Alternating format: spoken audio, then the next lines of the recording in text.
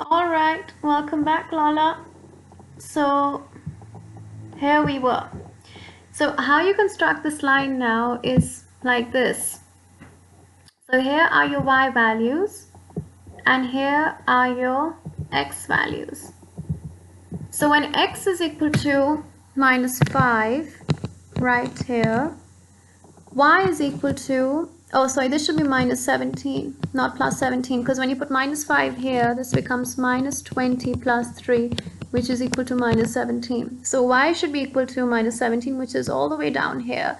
So let's say this is that point, right? This is the point which is corresponding to minus 5 and minus 17. When x is equal to 0, y is equal to 3. So at this point x is 0, at this point y is equal to 3. So this is the second point. And then when x is equal to 5, y is equal to 23. Let's say it's 23 up here somewhere. So your line looks like this. Let's say this point is 3. So this is how you basically construct a line. What you basically do is that you take any three random values of x, you plug them in the equation above, and you get corresponding values of y, and you're able to construct your line like this, which is exactly what it looks like over here when he constructs a line. So now you know everything about these two equations slash lines. Let's go to the quadratic formula. Now what is quadratic? Quadratic is every time your x has the raised to the power 2. So it will have raised to the power 2 but in decreasing numbers. So the first term would be raised to the power 2, the second term would be raised to power 1, and the third term would be raised to power 0. Cubic में same scene होता है. यहाँ पे देखो, you can see the powers are decreasing. So from minus 3, minus 2, 1 to 0. So basically what I'm trying to say is that both quadratic and cubic equations have values, terms of x which drop their powers from each term. So x goes from 1 to, from 2 to 1 to 0. In this case from 3 to 2 to 1 to 0. So quadratic functions and cubic functions are different from your constant and linear functions in the sense that your linear function is a straight line. There's no curves or there's no turning points. Basically the term that you're trying to use is a turning point. There's no turning point over here. However, you can see in a quadratic term there is a turning point, and there are two turning points. This is one turning point and this is the second turning point. And your function, this negative sign basically indicates that your function is sloping downwards.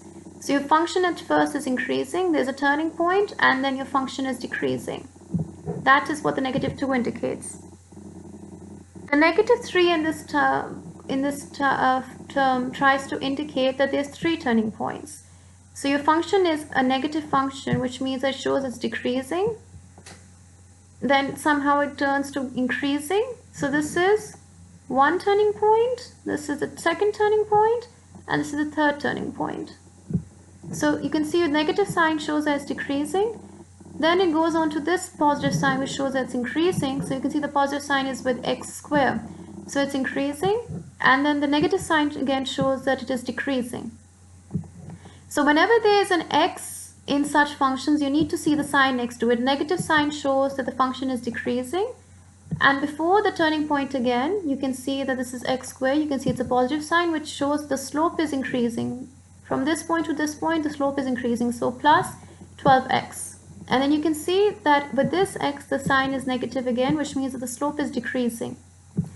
In this case, you can see there's a negative sign, which means that the slope is, it's actually upward sloping. It should be a positive sign.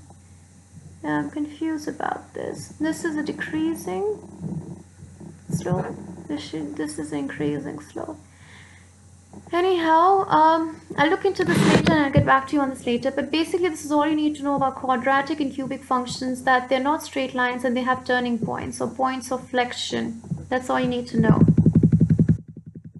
So here he's trying to tell you the same thing, that a linear function is basically one that has x raised to the power value of 1. This is a linear function because it has all x raised to the power 1. A non-linear function is that when you have higher powers of x, which means that x is greater than 1. In this case, x is equal to 2. In this case, x is an exponential. So these are non-linear functions because the power of x is greater than 1. Now we move on to your important part, which is calculus, but you could not have understood without the functions. Let's see how much time we're left with. So we have plenty of time. So basically, what did I tell you right before we started gradients? The gradient is the rate of change. So basically, your m value, which was something that we did before, some slides before, where I said your m is basically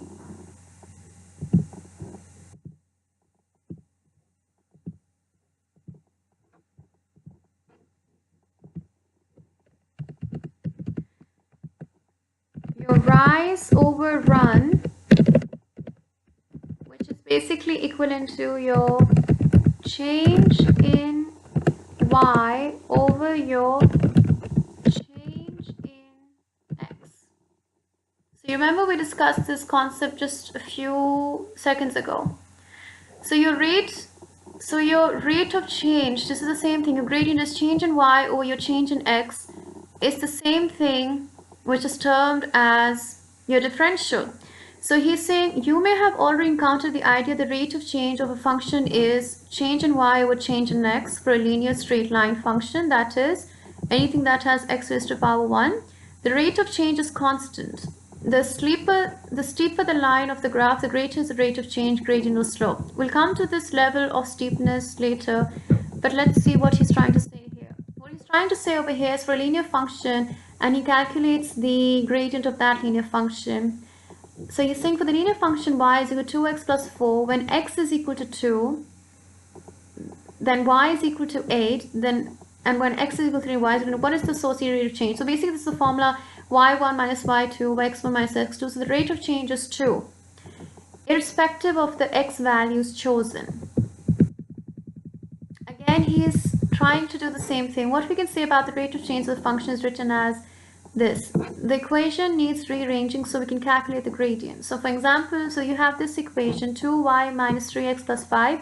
First he puts this equation in terms of y, and then he puts it in the form of y is equal to mx plus c. So it's very important to isolate y. Every time you have an equation like this, the first thing you have to do is isolate y. And how does he do this?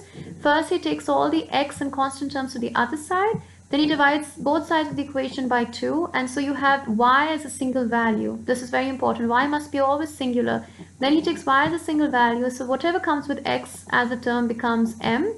And the other term becomes your y-intercept. Therefore, the gradient is 3 by 2. So anything that's multiplied by x becomes 3 by 2.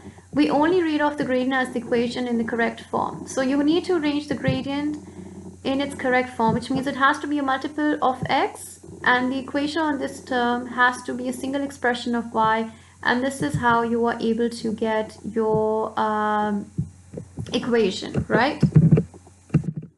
And then you can read off the gradient from there. Now then what he goes on to say is the rate of change of a nonlinear function. So you are able to find the rate of change of a linear function, which is x to the power 1, by manipulating the equation like this. However, if this was x raised to the power 2, it would become difficult for you to read off the gradient. So this is exactly where calculus comes in. So consider the function y is equal to x squared plus 2. So as you can see, this is not a straight line because it's a quadratic function. The power of x is greater than 1, so you know there will be a slope to this line. So the gradient is different. This is very important. The gradient is different at each value of x. When your line has a slope, it is not a straight line. You can see that the gradient is different. So the gradient would be different at this point. The gradient would be different at this point. The gradient would be different at this point because the line is not straight. So the gradient at each point would be different because it has a curvature, which means that your rise over run is not constant. The gradient is changing. We can currently only find the gradient for a specific value of x.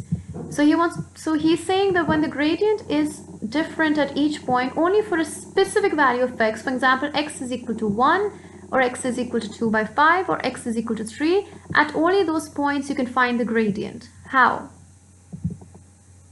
Well, we're going to show that to you in the next video because we're arriving at 10 minutes now.